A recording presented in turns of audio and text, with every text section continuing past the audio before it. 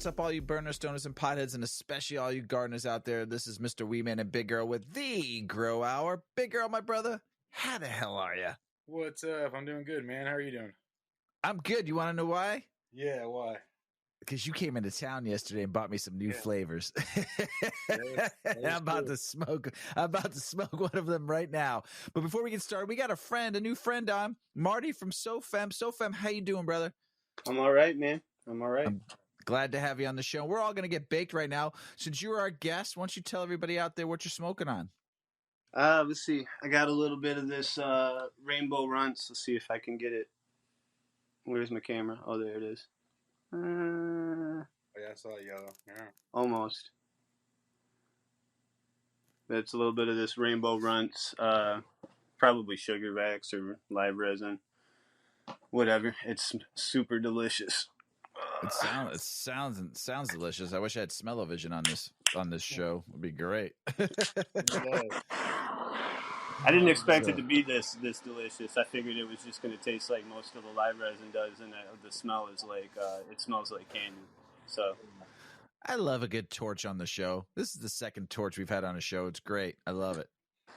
When we had our friend Wolfman on, he used the bottle technique. the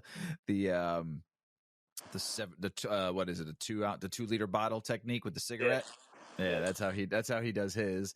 And then we had Hummingbird on. He was ripping his with an old school like yours with a rig, and Alabrije, he smokes his out of a Puffco Proxy like I do. I smoke mine out of a Puffco Proxy because it's just too easy. And then we had Terpfine on ripping dabs too, like yourself on a nice rig. So and I'm smoking some stanky haze that's super fresh, grown by my friend over there, Big Earl. Big Earl, tell me a little bit about this stanky haze.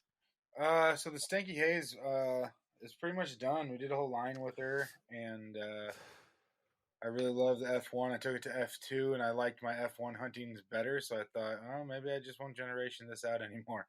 But everything with the stanky haze is super nice. That whole line is just so stacky and stanky. Very pine. Pine funk would be the best I could put it. The haze sweetness comes through on the back of a lot of it, and just like a depth of a flavor with everything it touches, which is why it's fantastic. I love it. I love everything you've done. The Stanky Kush Breath, the Stanky Haze, the Stanky Haze GG4 crosses. Everything you gave me with the Stanky Haze has just been fucking phenomenal, and everybody who's gotten to try it too has just been great. What are you smoking on, my brother? I just lit up the peanut butter breath. Nice and creamy, not actually super terpy to be honest, but real nice effects. But I gave somebody a nice nug of that, and I got a text. And you brought this by a few months ago, I think like 2 months ago, and I gave them a nice nug of it, and and they were vaping it out of a vaporizer, and I got a text message just out of the ordinary, rather than like going, "Where did you get this? Unbelievable." And one of the best smokes I've ever had in my life. Now, this is somebody from Wisconsin, so they were super impressed and super happy and just loved it. Nice, good. It's a great strain. People love that. Love hunting them. People find a lot of good stuff with the peanut butter breath. This one in particular I kept because it was just really fucking strong, and it had that nice cream terp, and I saw it just partnering really well with some stuff. Love it. It's just like I said. It's just I think I got a couple nugs left of that too. So Fem. So there's a Thanksgiving story about this invite that Earl wanted to talk to you about. Yeah, no, not even want to talk about it. I want you to talk about it. We were talking about it last night. I want to talk about the Thanksgiving invite. Because I was like, bro, you should come over for Thanksgiving. And you're like, oh, well, I don't eat gluten and I don't eat meat. And I was like, oh, fuck, man, I got nothing for you. I was like, I'm so sorry, dude. I felt bad about it, man. But yeah, the homie Travis was just telling me the story about how he had some family members over or whatever that were vegetarians, so he was trying to accommodate them. And I'm like, man, I get invites, and I'm just like, I don't want nobody to have to cook for me. Like, it's complicated. Well, Like, see, I could cook vegan or vegetarian for you. I just gluten-free is just tough in this house because there's like bread all over. well, no, nowadays you can get gluten-free bread everywhere and stuff. But then it's one of those things where somebody will be like, "Oh, I want to do something nice for Marty. Let's go get this and we'll get that and we'll get that." But then they'll get something that doesn't taste good, like, because you got, it's just like anything where you find out what's good and what's not, and then so it's difficult for other people to manage. It's easy for me to manage because I've been right. For long. Yeah, and you got to be careful though because you have like celiac disease. I No, presume, it's not right? celiac. No? Like, I can No? eat a real small amount of wheat. Gotcha. I pigged out when I was younger, man. I ate whatever I wanted. I ordered pizza for breakfast like every day for 10 years. Then I'd eat Thai food. Just like order out constantly. Like tons of fried chicken and stuff. Like, I drank a case of pop a day since I was like 14 years old. So it just caught up with me by the time I was 30. Gotcha. Yeah. Now you eat healthy. You eat clean. Yeah. That's the way I like it. That's the way I like to look at it. Just a good, clean lifestyle. Nice. Yeah, it's easy. Nice. No complaints. So, who the fuck are you? Tell everybody who the fuck you are. Who's SoFem? Marty from SoFem. Yeah, so so I started SoFem in 2017, but I've been breeding since 2012. I started my first company, SoFem Seeds, and in 2014. Really, I wasn't planning on being like a breeder. I got more into making new crosses because two of my kids were MMP for autism and seizures and parasomnias and other stuff, and I was kind of the mindset that if I found strains that work well for them, then I could cross them together or into something else, try to make something that's better. And just because of how our genetics work, strains that were good for my kids were also awesome for me. Eventually I discovered I was autistic, as well. I just didn't have some of the same challenges that my oldest son has. But when my youngest got his diagnosis, it all kind of made some sense to me. But so then my friends, like my friends would try the strains that I made, super into it. Then I'd get like I was writing articles for a while about the work that we were doing local, so we'd get a lot of other families that would come up and want to get oils, and then it just kind of turned into a thing. Like, I'm going to constantly keep making new strains and try to level up every single time, and then that became my thing. So by like 2016, I was selling seeds full time, just breeding full time, just working on that stuff. No more flower game, no more caregiving. So Earl was telling me you started off as SoFem, right? Yeah. And then turned to SoFem. What was the reasoning behind that? So SoFem Seeds was like my reg photo line, and I hadn't even considered doing fems because I was kind of egoic about it. I was one of those guys that would it was of the mindset that they were polluting the gene pool or whatever. I didn't really do any research. I didn't understand the science behind it yet.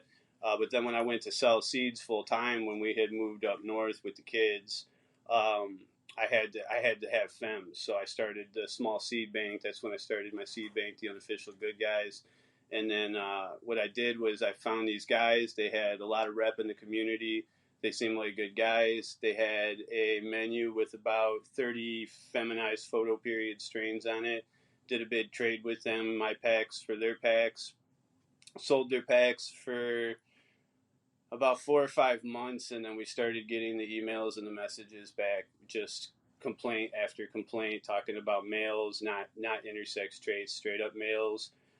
We realized we'd gotten duped. It was a big problem because of how social media is now, how the internet is nowadays. So it was technically a new company. I was a startup. It had been less than a year.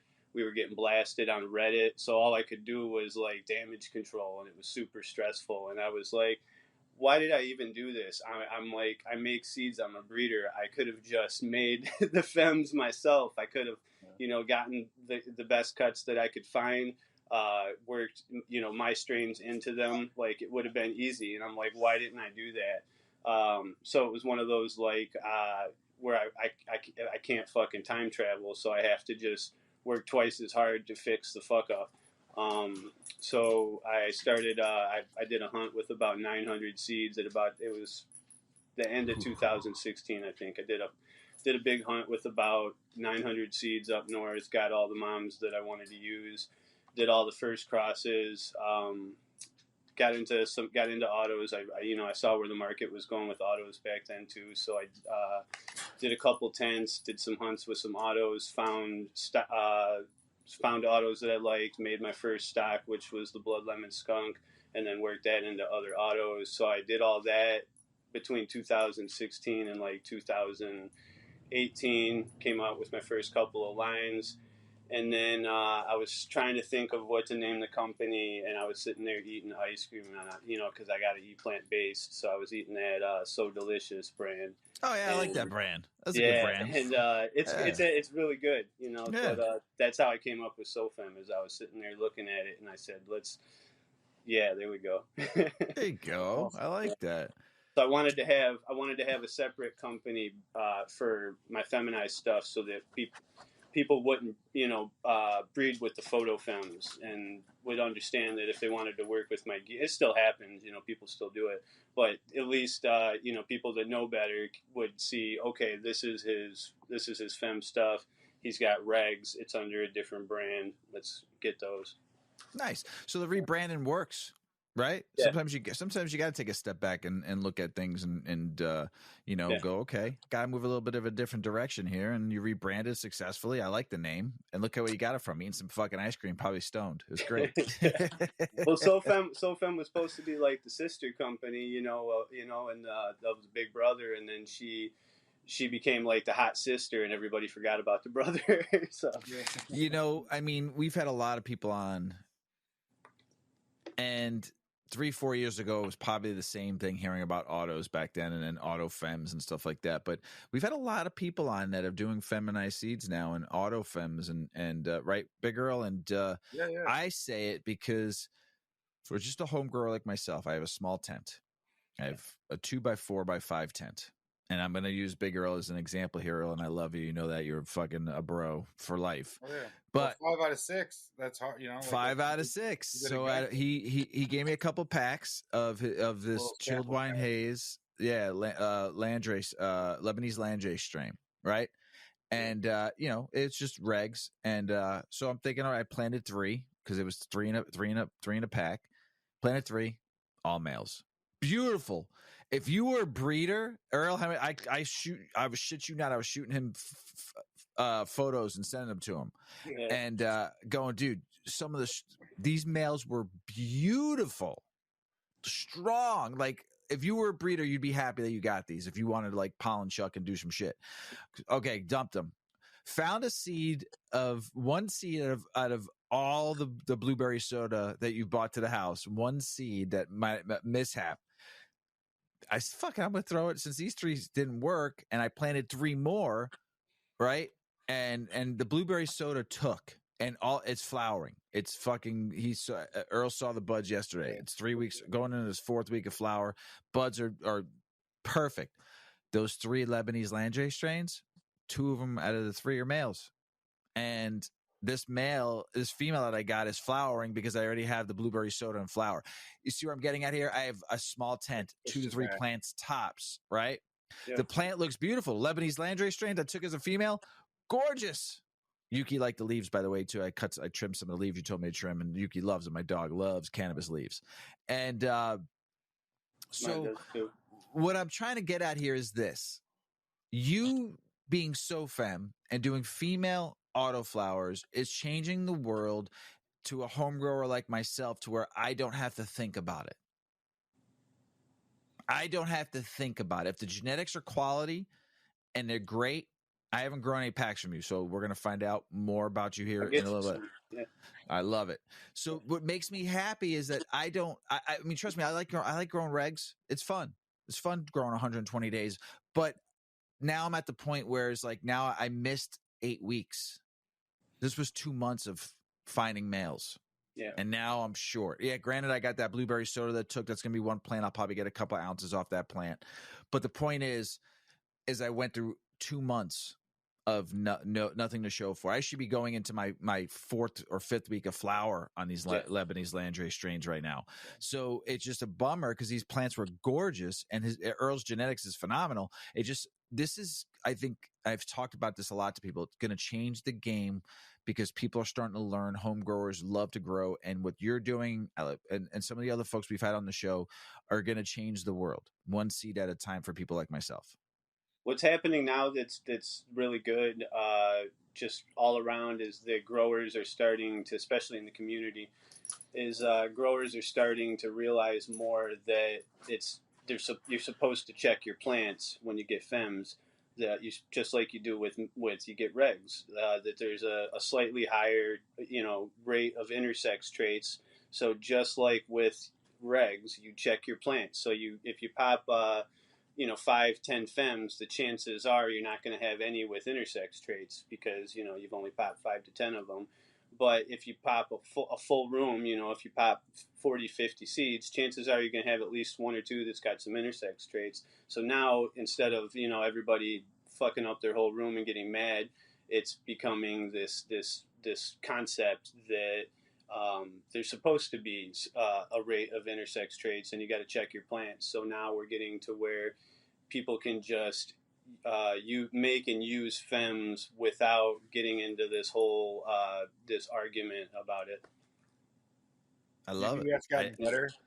Like we've been able to breed that. Do you think that's gotten better over the years? Like we'll be able to breed that out one day.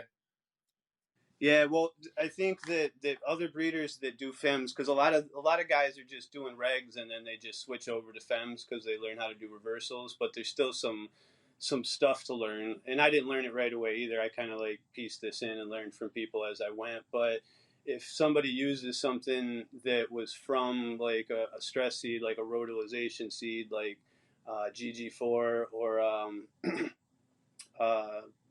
Girl Scout cookies, something like that, the progeny is going to carry the genetic anomaly. So then when you do another reversal with something like that, you could run into problems. And the guy, and really all it ever comes down to is testing the progeny. If you do a big hunt and you test them and then they come out fine and there's a low rate of intersex traits, then you're good. But not everybody does, especially people that don't have a lot of space, guys that are just starting off in some grow tents and stuff and don't have the space to do a big, 50 to 100 plant hunt. I can't do 50 to 100 plants, like I have a whole network of people to help me test now so that I can make sure everything is good before we release it. So that's pretty dope. So you started off as a reg grower, right? Yeah. And then you're one of the early makers of Autoflowers. And from when you started to now, how have you seen this change? Because I talked about like 3-4 years ago, like I said, someone would offer you an auto, you'd be like, oh no, kind of thing. And that was like the thing when I first started homegrown. Autos had a bad name, but then I still see people shitting on them just because they haven't given them a shot yet. I grew auto outdoors. And we got some nice fucking plants. And you weren't really supposed, I mean, you can, but you're not going to get the kind of like you're going to get indoors. But we got a fucking nice fucking little 2.5-foot plant with fucking Coca-Cola sized buds. The whole thing was one big bud. It was a lot of fun growing it outside. I've got a lot of autos that finish looking like photos. The only real difference that I can tell is like, I don't know if you guys can tell, is like the stem usually on autos seems to stick out just a little bit more from like the stalk. But it's like, that's a good thing. Because if you've got a plant that's got like a 2-liter bottle-sized cola, you've got a little bit of aeration, air flow between the bud site and the branch anyways, instead of where you've got a photo with a huge cola, you're going to have bud rot here, just problems. So I can't find anything about autos to complain about. So have you seen the industry change then? So when you started, like till now, because I mean, you started off as auto regs, I presume, right? And now you're No, I started off with auto fems because really? Okay. I got into doing autos at the same time as I started doing fems. Sweet. Yeah. So I think it's been 7 years now. So big difference then. Long time, but big difference in the industry from 7 years ago to now, right? Yeah. Well, I kind of like I tend to kind of like I'm a problem solver, so I tend to kind of like notice things when I'm especially when it involves my livelihood. I tend to notice things. So I saw the market coming, and then I think a lot of people saw the market hit. Saw just autoflowers all over the place, saw new breeders, switching over to them left and right, and then they, wanted to get their hands into that pot. So yeah. I personally went over, and I've said this before. I had friends that would like they're in other states and they're going to dispensaries and stuff, and it was like, bro, it's like you need to just fucking these seeds. They started getting really good, and I started seeing people get nice yields and nice flowers, and I was like, man, these are nice. Like, and that's exactly what all my homies do now. They throw a couple seeds and pot out back, and they grow a couple ounces of weed. And for a lot of people, that lasts them all fucking year or a few months at least. Like, you don't have to go to the dispensary for a few months. But have you seen that? You think they've gotten better and stronger? And have you seen that over the last few years? I think so, and just generally, I think so, and I know mine have. I've gotten at least some of my lines, like I'm not super impressed with, but the terps are still there. So like I still release them. I still like them. They make great hash. But I've got at least like 30% of what I put out. It's like I can see it getting better every generation, and then I bring reg auto females in with new reversals to make sure everything continues to be stable. Yeah. So nice. you do just autos, right, Earl? Oh no, I do mostly photos, but do you? Okay. I dipped into autos, and I'm doing my first reversal too, or not reversal, sorry, conversion. So I'm on my F3 on my first conversion from a photo. Okay. Just kind of playing with it. But Yeah, those are fun. yeah, it has been fun. It's fun chasing the traits and seeing them stabilize a little bit because I don't take stuff to F3, F4 that much. So, but the autos I see are fantastic. If I ran outside, I'd probably run autos to try to get like 3 yields a year. There's a lot of I run autos right now with my hunts, so I kind of like sneak them in. I run my, and if I have a few females less, I can kind of sneak them in, or I keep them in my bedroom, and it just works so well. It's like guarantees me full canopy, and I can still do hunts and get 40% females, and not be like, well, shit, what am I gonna do with this square footage? I finally dropped beans to the cross you did with your Pooh's peaches The Florida with my lemon skunk tangy. Yep, I finally got beans in the ground, so I'm looking for a female to reverse. Nice, dude. Yes, I think you'll really like that, man. That lemon skunk tangy is so terpy, and it's so dominant on its terp. It chases all the way through with everything. Well, with that, and then I back crossed that. I don't know if I told you that. I hit another lemon skunk tangy with that. No, I don't think you told me. Okay, yeah, sweet. I'm gonna send you a bunch of those seeds. Okay. I hunted through some of them, but they were just it was all lemon skunk tangy. So terpy and delicious. And then that UK narcotics I liked a lot too. Nice and big and chunky. And then the gas hog, I think it was.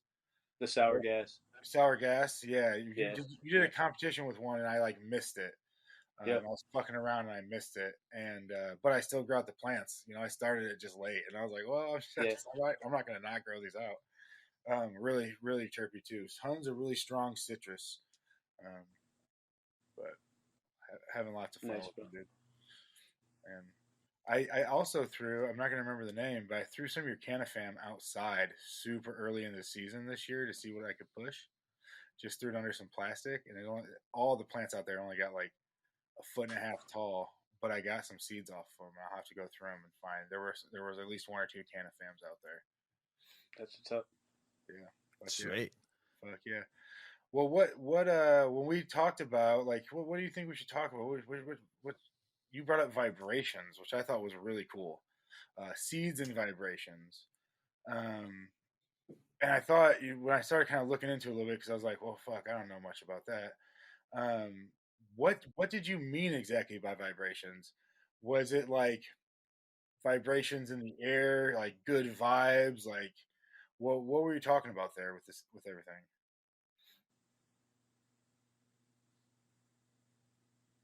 Which one of us are you talking to? Oh, You're sorry, talking to Marty. you. Yeah, you. When me and Because you so were fam, talking. only vibrations I know is good vibrations by the Beach Boys. So if you got some fucking new technique, I want to hear No, about it. you gotta ask me the question again because I thought you guys were talking to each other. My bad. No, yeah.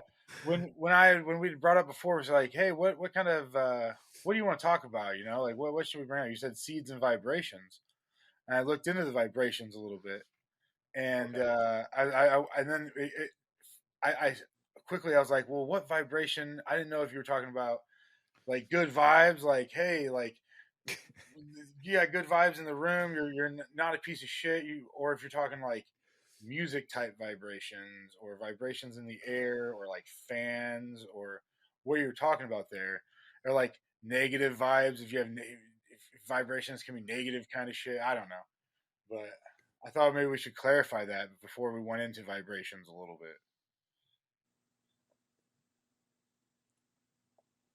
I don't remember what we were talking about. I remember we were talking.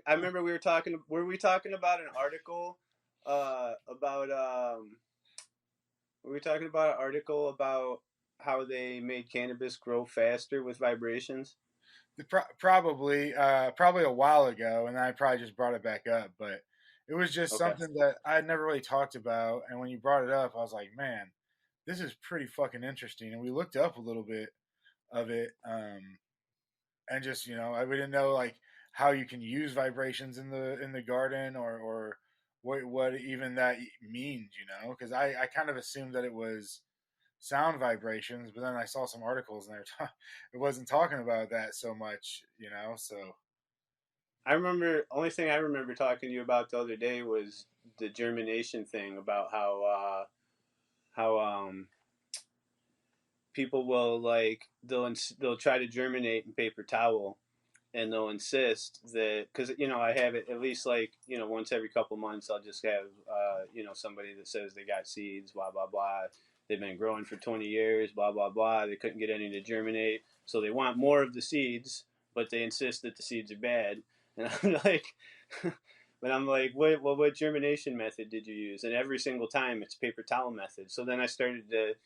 First, we were wondering if there was a paper towel conspiracy, and did they start putting something in the paper towel, like because they people, we were joking around about it.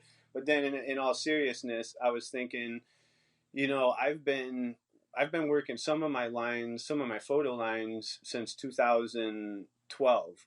That I've made up to 7 or 8 new generations with, before I started even uh, doing reversals with it or anything. And I'm uh, losing my train of thought. That fucking dab, man. That fucking. I actually know what you're going through, SoFem, because when we did the show, it was with Wolfman. I was dabbing, he was dabbing, and like there was a point where Earl took over talking, and I felt my eyes roll the back of my head for a second there because I was fucking ripped. I found my train of thought. Thanks for the intermission. But with the germination, so I've been I've never used the paper towel method. I've always done either right in soil or get down, sit down. It's my dog being annoying. I've always done right in soil, or I've done the wicking trays where you've got the little styrofoam tray with the rapid root plugs. I do Jiffy Pots. Jiffy Pots is what I've been using mostly for like the last 3 or 4 years. So with my autos, especially if I'm doing generation after generation of new crosses, I'm germinating with those methods, the methods that I use. So every single time there's a percentage of seeds that don't come up, obviously a small percentage. Maybe those would have been seeds that would have germinated better with the paper towel method. You guys get my drift. So I'm just yeah. That's something that's been on my mind lately that I've never heard anybody else talk about. Is I think that when a breeder recommends a certain germination technique, we should take it seriously, whether it's serious or not. Whether this is a thing or not. Until we know it's not a thing, Like, why not? Why not say, hey, you know what? I always do germinate in paper towel. I've been doing this my whole life. But this guy says, get a Jiffy tray, 72 sites, fill it with exactly 3/4 of a gallon of water, and half a container of peroxide. And he says, let it fill up, and then put a seed in there, 1/4 inch down.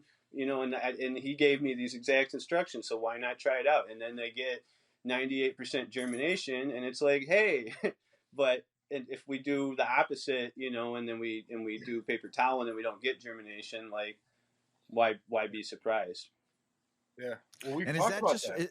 Is that just for the autos, or is that would be for photos Well, too? it would be Sorry, it would be with anything that you work again and again. Like if you make, I hate to say F1 because it's technically not an F1 cross, but if you cross a male and a female together and you make a cross and then you hunt that and then you cross that into something else and then you hunt that and then you cross that into something else and you hunt that and you cross that into something else and you hunt that and you cross that into something else. You could do all that in like 2.5 years or less, technically.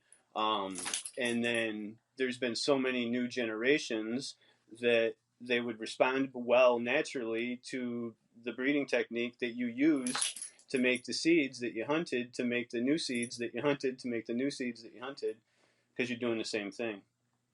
Absolutely. Yeah, we talked about that a few times in should you look at growers' techniques in general?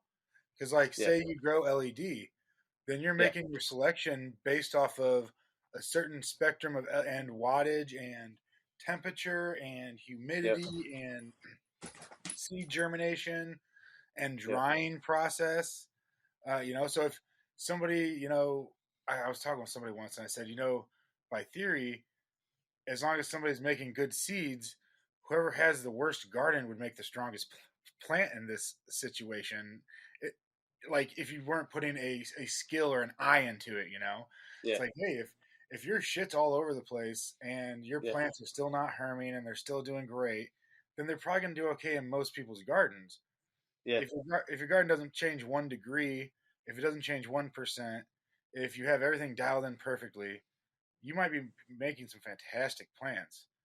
But if you're not doing these different tests, I think that's what testers do a lot. When you send out to testers, you mentioned before, if you're not doing these certain tests and saying, hey, this actually isn't responding well to a hotspot, so HPS is fucking these up. So I would at least want to warn somebody that this warm spot. But I could totally see that the seeds too. I never thought about that with the seeds, honestly. How you germinate, if these seeds have a thin wall, a thick wall, if they don't respond well to overwatering, underwatering, whatever that might be, it's going to and it's continuous. Yeah, that makes perfect sense. That's awesome. That's you're right. Nobody has ever talked about that really.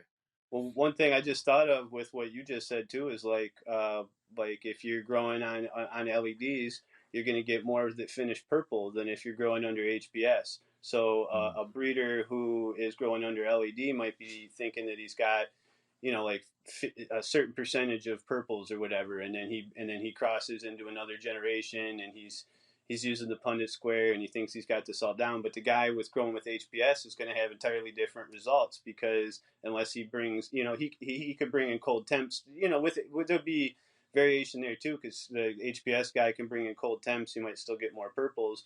But if you have, if you have both, if the LED guy has to say at the same temps as the HPS guy, you're going to get more purples with the really nice LEDs like every time. Yeah, more of the spectrum in there. The less of that and I just upgraded in the upstairs room to a couple of refurbished Scorpion Diablos, and I'm seeing that right now. Like everything's purple under this thing. Yeah. It's all purple and black, and then everything that's under HPS in the basement is still green. So it's a totally different thing. Scorpion Diablo. Yeah, those they're HLG lights, new HLG lights. So I'll have to check those out. Yeah. Is that why Earl told me this? Is that why hippies grow such good weed though? Everything you're talking about. That's the vibrations.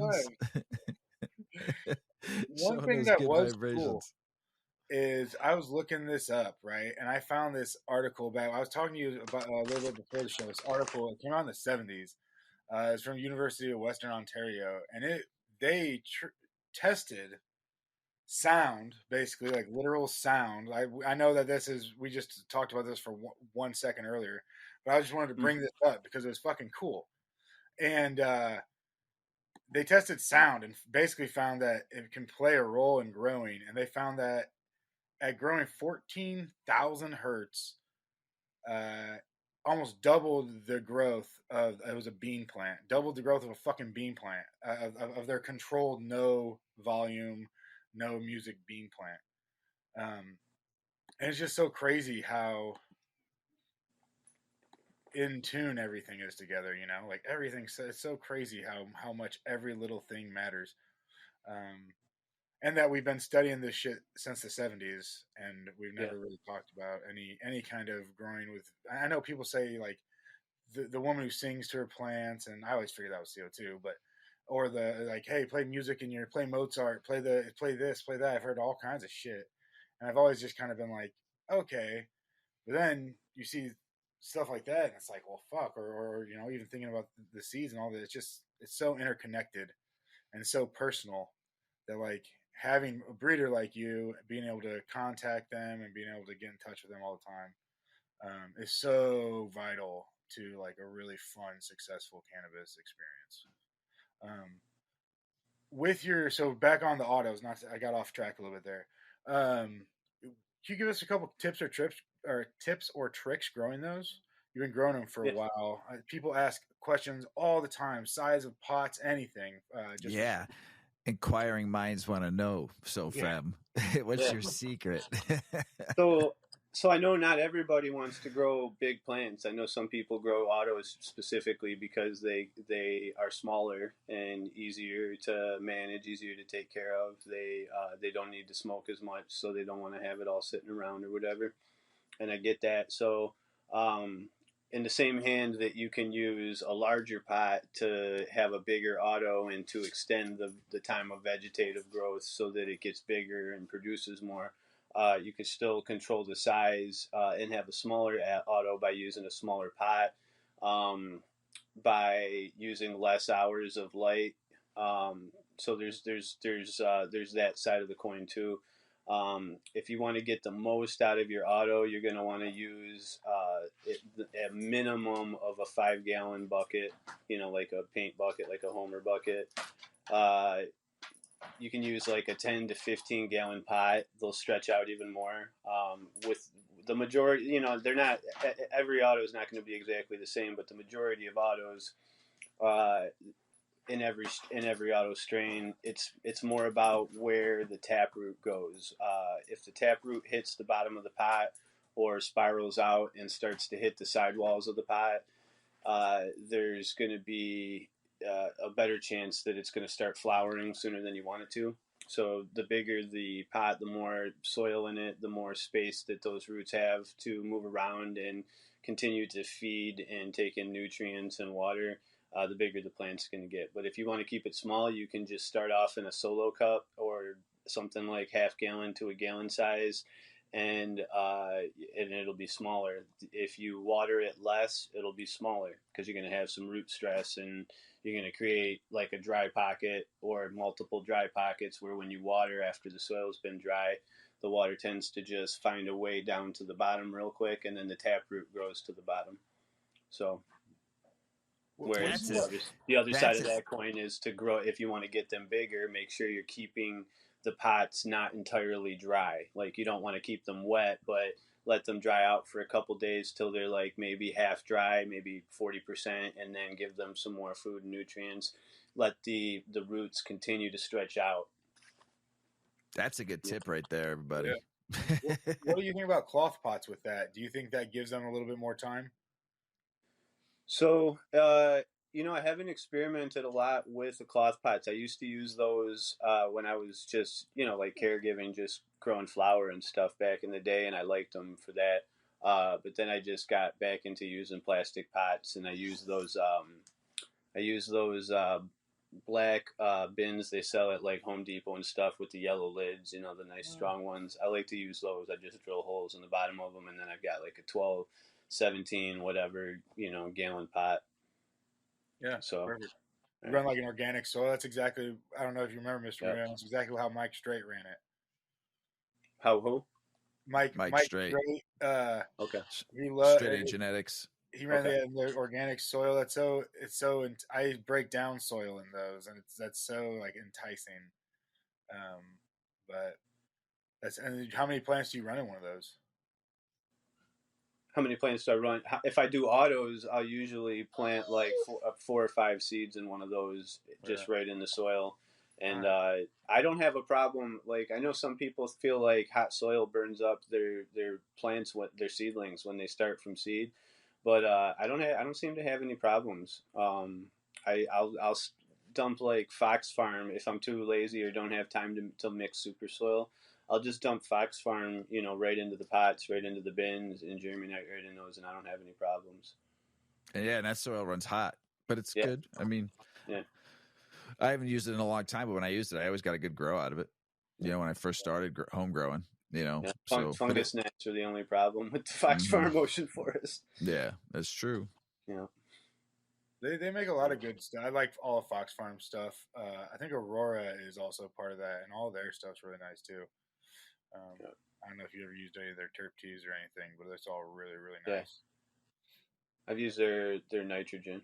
I think that's the only thing. Probably some like guano products too. Yeah. They always had a really nice rep too. He was always real funny when he'd come in. I always liked talking to him, but I can't remember his name now. But I think a lot of people like to argue about it, but I think with at least with my autos, generally training them early is going to keep them in veg longer too. Some people don't like to top them because they want to have one big main cola, and then they do whatever with the rest of the scraggly lower buds. But most of mine just it's better just to train for a canopy. Get them to bush out as much as you can before you start to see pistils, and then once you see pistils, just let them go. Yeah. Let him go.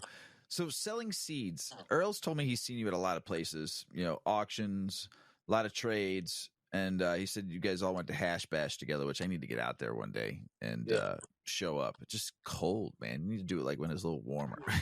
It's always cold as shit. It is cold. Kind of raining. It sucks. I want to be outside. I want it to be nice. I saw Earl was sending me pictures. I'm like, dude, it's cold as fuck there. Yeah, no. When I was younger, before I was old enough to go to Hash Bash, I always assumed it was like on 420 or something because it's in April and there's 420. And then once I could finally I was off probation and stuff, and I could actually go. I'm like, it's really like the first Saturday of April? Like, this is cold as shit. We went with, the kids with us one year, and it was snowing. We had to just pack it up and leave. It was just too cold. Yeah, I had fun. I had fun when I went with Earl, though. Yeah, that was probably the best year. He was sending me some pics. Huh?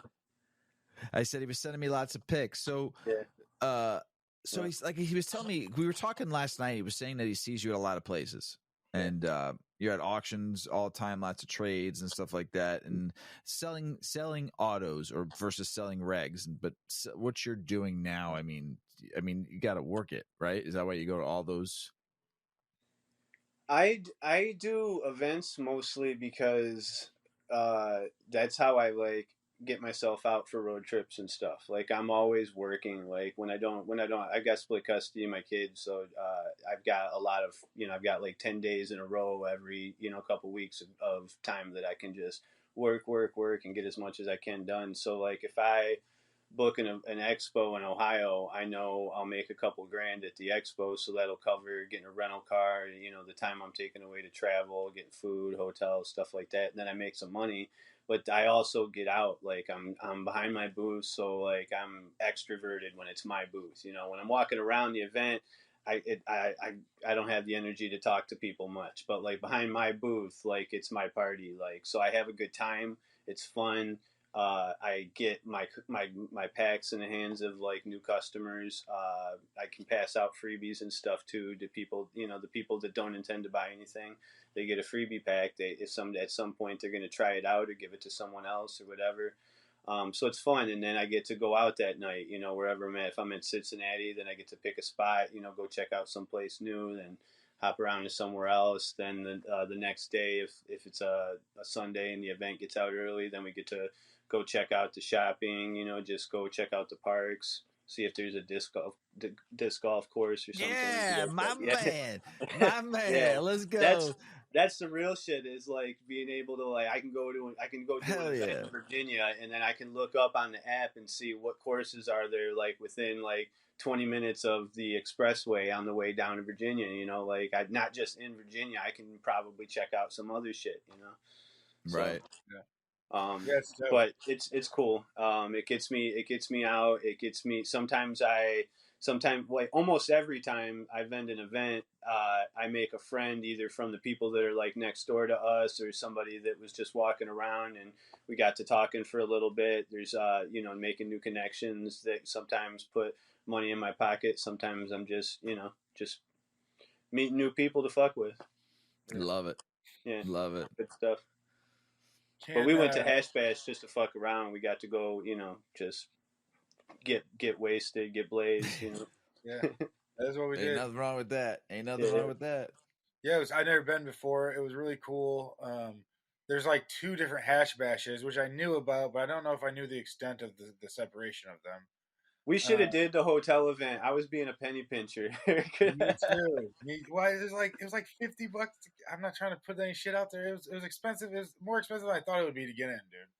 Yeah, it might have only been $30. My buddy that went there was telling me he didn't think it was 50. But either way, like, we at that point we had already, we'd smoked a lot. We were hungry. We had went to a bar, got a drink and some food, and we're having a good time, just chilling, talking. They were like just going out and smoking a cigarette. Like, I met a breeder, like just a local guy from Ann Arbor, just made a couple crosses, doesn't sell anything or have his name out there, whatever, but he was walking around with a sandwich bag full of seeds, just handing them to anybody that wanted them. And it was a legit sweet cross. It was something with pineapple, probably Pineapple Express, pineapple something, Blue Dream. I can't remember what else was in there, but it's a good cross. I popped some seeds that I've actually got in the seedling stage in the basement right now of it. So nice. That was just going outside with the homie to smoke real quick, and just somebody walking up. So like Hash Bash is super good vibes. There's like, it's always been that way in Ann Arbor though. Like, even when there's before we had medical, it was still easy to go to Ann Arbor for Hash Bash, be able to smoke a joint outside without getting in any trouble. Well, you folks in Michigan know how to fucking make some really good hash.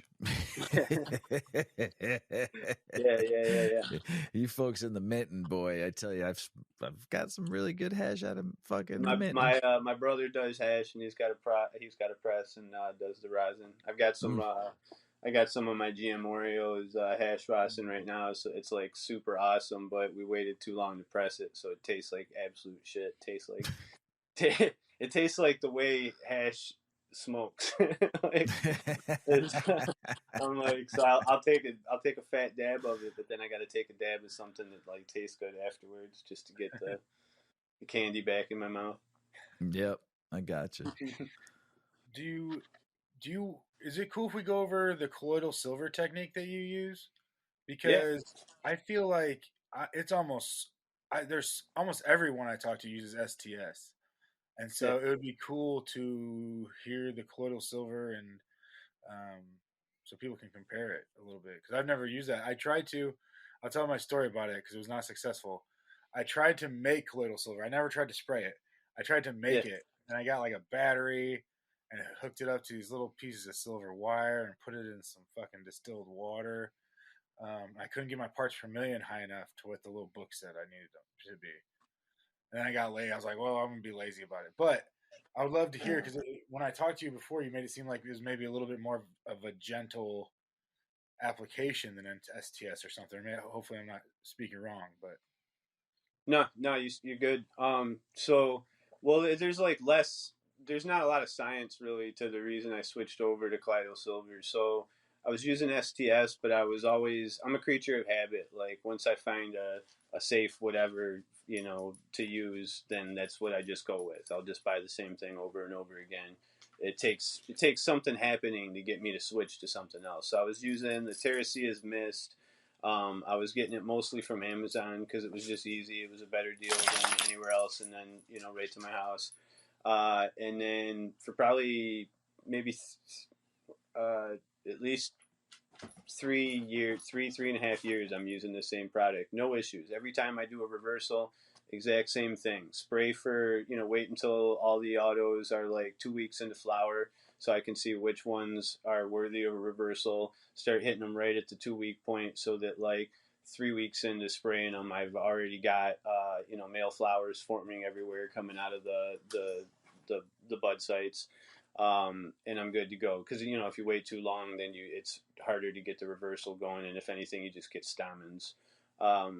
So I had no problems every time for like 3.5 years, and then I'm using the Terracea's Mist, and I go to do a whole project where I probably hunted at least 150 seeds, ended up with 15 to 20 females, and I've got the room ready. I'm doing the reversal, and it just doesn't take, and I'm like, oh shit, that's never happened before. So then a few months go by, we got another project all set up. I'm trying to make up for lost time, so I'm just went right into another project, do the reversal again, same thing, it doesn't take. Luckily I had a backup project going, because that's how I am. I'm always like, I can't fuck myself over twice. So then the backup project, a month later, I do the reversal, it doesn't take. I'm like, what the hell is going on? I think there was one more project. Maybe there was one in between where it worked, but I think there was one more project where I put all this work into it, had all these plants, spent all this electricity,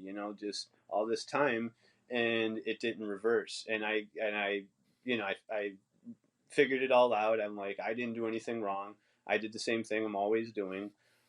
So then I was thinking maybe this Amazon supplier has been watering it down, and I'm like, bingo, that's what it has to be. That makes sense. Like, so I go to a local store in Ypsilanti and get the or not Ypsilanti, Whitmore Lake, I think it is, and then I get a bottle of it there in person, same 4-ounce bottle that I was ordering from Amazon. Do another project. So this is what the next one was. It was So I had maybe one in between that worked, and then I got the one from this store. Started the project, thought everything's going to be fine. I got this one from a totally different store, supplier, everything, and same thing. It didn't take. So I didn't want to get into it. I was so frustrated that I didn't want to even think about anymore. Like, what could the problem be? Like, is it the company itself that started watering down its own product? Like, why would they do that? It doesn't make sense. Did I do something wrong that I can't think of? I couldn't figure it out. So I had gotten a sample of colloidal silver. I was doing a Gene Traders event over in Detroit, and I'd gotten a free sample of this from this new company called Spaceberry Canna, and they gave me like, I think, a 8 or a 16-ounce bottle of it or something, and said, go crazy, let us know what you think. So I tried it out, used it. This time I planned in my head of having to spray it down for like 3 weeks, but what I realized as I was using it is I could be more generous with it, because the cost was the price point was so much better than the Terracea's Mist and the STS. So I was also able to be more generous with it. So I found that the reversal was taking me the same amount of time with the colloidal silver as it was with the STS. And then you had asked if there was any difference in the plants. I noticed as long as I don't drench the fan leaves with the colloidal silver, and I just kind of spray the bud sites and just a little overspray hits the fan leaves and stuff, the fan leaves continue to look like immaculate all the way through the whole reversal. Whereas with the STS, if I get the fan leaves at all, they start to curl up. They start to look leathery and different. And then it kind of makes you think, once you have pollen coming out of it and your plant looks a little bit more stressed or mutated, you kind of think, well, I wonder, Yeah. So basically for me, it was just, I tried a new product and it worked, and I was having problems with the other product, and I said, this is my new product. So I've been using the same Spaceberry Canna colloidal silver for 3 years now. It's working. Yeah, no shit. You said you like to correct things, don't you? Yeah. So you spray I have no problems with it. Yeah, you spray just the flower sites then, a little bit. Yeah, I spray just so if I'm doing a photo reversal, it's different because I can do a hunt with a bunch of regs, and then I can flower everything, take cuts of everything right after flip. and then clone them. And then I can flower everything, and then I can have the clones going in a separate area. And then halfway into flower, I can go back through all the females that are flowering, decide which ones are keepers, because it's only going to be maybe 5 to 10% of the females that are flowering that are going to be worthy of something. And then so I go back to the clones and I throw out all of the clones that came from the females, that the 90% or whatever. And then I've got just the keepers. So then I can grow those back out and then take some more cuts to clones so that I have it so that I can keep it. And then I can reverse that mom while she's still in veg. So then I just lightly spritz the little bud sites, the shoots as they're growing up for about a week and a half or so. And then I can do a flip and then continue to, I'll do, like every few days I'll spray the whole plant down really good just to make sure I'm getting everything. But for the most part, I'm just spraying the bud sites down. And then by the time she's flipped and she starts showing sex, I'm seeing male flowers. But with autos, it's I wait till about 2 weeks in, because I don't want to, the only alternative if I don't wait till 2 weeks in on the autos is I could start the reversal right when I see pistils and I know that it's a female. But then the ones that don't turn out, I'm just throwing away fully seeded plants, so it's just, it feels wasteful. It feels like it's an easier process to start hitting them when they're about 2 weeks in and I can actually see which ones I want to work with. Yeah, that makes sense. That's the hardest part of autos, and like it was even just making them. Well, it's like getting what plant do you want to breed with? What female or reverse? What plant do you want to? Because you got one shot at it, you have to predict it. If you've grown it out before, you might be able to say, well, I like the plant that shows this leaf structure usually, or something like that. But if you haven't grown it out before, then you're just kind of being like, it's just kind of like, well, this one's real strong, this one's real terpy, shit like that. So it's always way more complicated with the autos. I think it's much harder because you can't clone them like you just said. Okay, I've seen some guys that are doing it, but it's like I don't even have time to do it just as a fun little experiment or whatever, because you'd have to time it out so well. Like you would think in your head, because there's supposed to be a pre-set clock to when it starts flowering, that if you took the cuts at 20 days and then the mom flowers at 25 days, then as soon as the clone roots, she should start flowering like 5 days later. But everybody that does it says that's not what happens. They say the clone that they take continues to veg out for a few more weeks, gets just about as big as the mom does, or the mom did, and then they take another cutting from it before it flowers, and they did the same thing again. But even if that's 100% true, because I remember seeing pictures, so even if people are doing that, you'd have to time it out perfectly. Like you'd have to get that cutting before you see pistils every single time, and get it into another room under the right conditions, and turn it into a clone, and then put it back into the same conditions that you had the mom in. You'd have to, like I can barely like keep up with making clones of the moms that I have to keep everything in rotation, let alone all that madness. Yeah, that'd be wild. I've never heard that. Yeah. What do you got coming down the pipe? What new projects? So for photo releases, I just released this one, the new Oreos McFlurry, and we've got the Panther Piss, which I'm excited about, the Cheetah Piss cookies cut crossed into the Oreos 1.0 breeder cut, and then with this fizzy lifter. I like your packaging. Yeah. Oh, thanks, man. I upgraded all the packaging this year, so it's like I don't have one handy to open up, but I'll open this one up. We'll do a giveaway with it. So I upgraded the packaging this year, and I put a lot of thought into it. Like I wanted to do something really cool, and it really turned out. So it's like a joint case or like a blunt case, and then Yeah. you pop this little tab, open it up, and then you've got your seeds. So then you pull the seeds out, you plant them, you put this in the sock drawer or whatever for 4 or 5 months, and then once you've got it dried and cured, and you're rolling up some joints or stuff in pre-rolls or whatever, you pull this back out, and you've got your strain-specific little joint case. And that's fucking genius. Yeah, that's fucking cool. Nice job, SoFem. I like that. I noticed it right away. I'm like, it's a different packaging right there. And I tell you what, breeders we've had on this show, some of you all, man, have done really nice work on your packaging. It's impressive, the care and the here you use something to be able to use something again, so it's not wasteful. That's what I'm into. Yep. Yeah, that's with my autos. I'm paying for the stickers, and then I'm paying for the Mylars, and it's still pretty cheap to put those together. I can do that stuff at night when I just want to sit out and watch some Trailer Park Boys and veg out and sit there and just do stickers.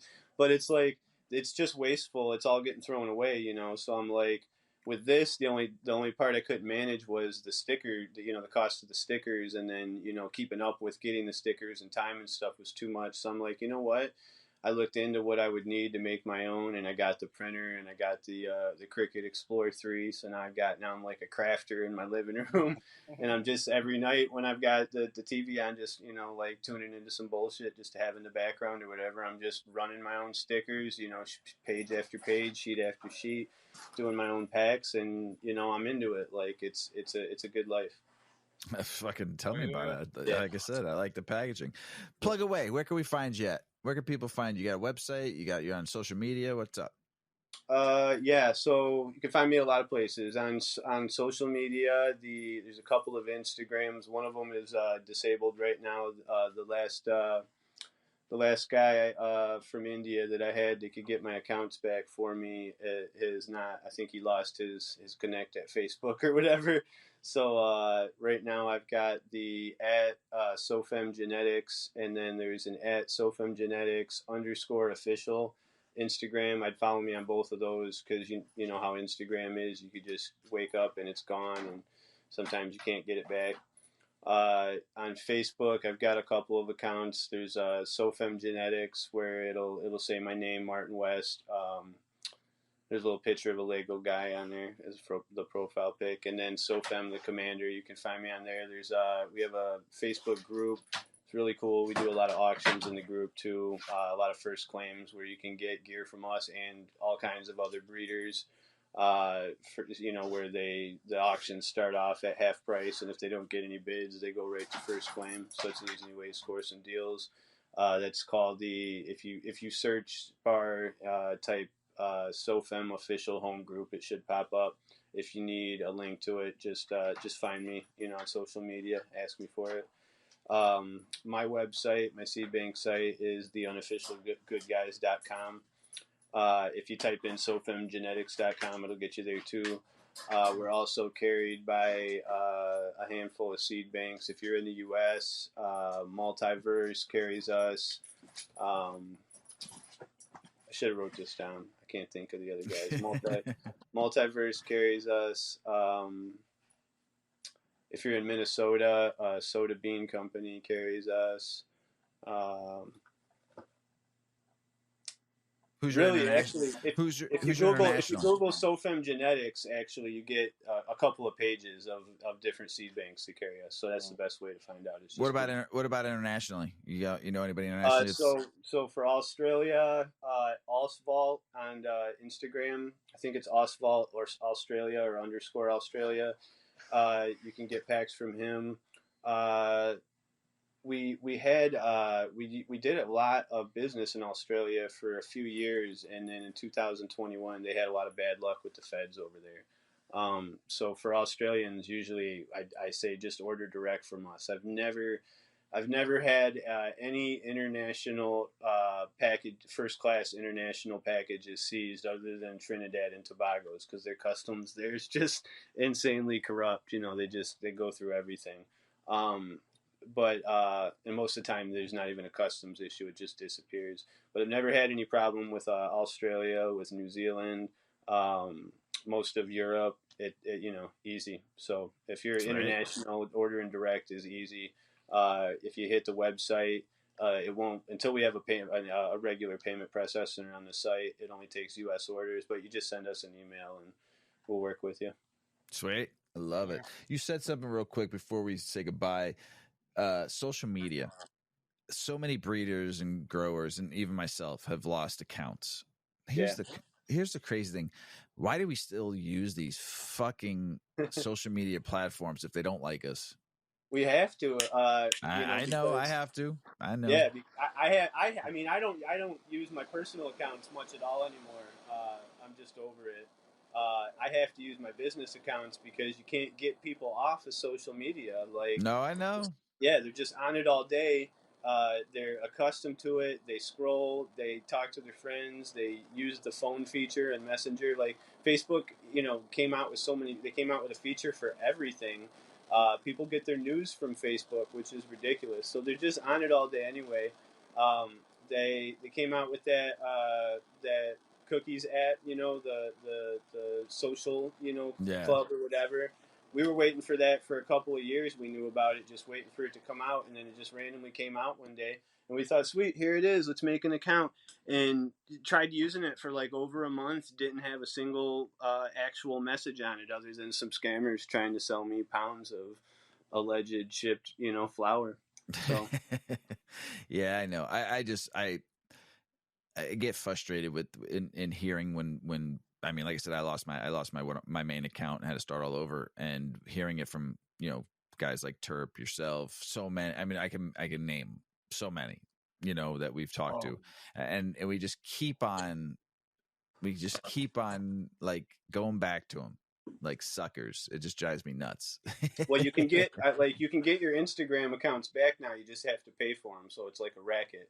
So we figured out that it's like, obviously most of Facebook operations is in India.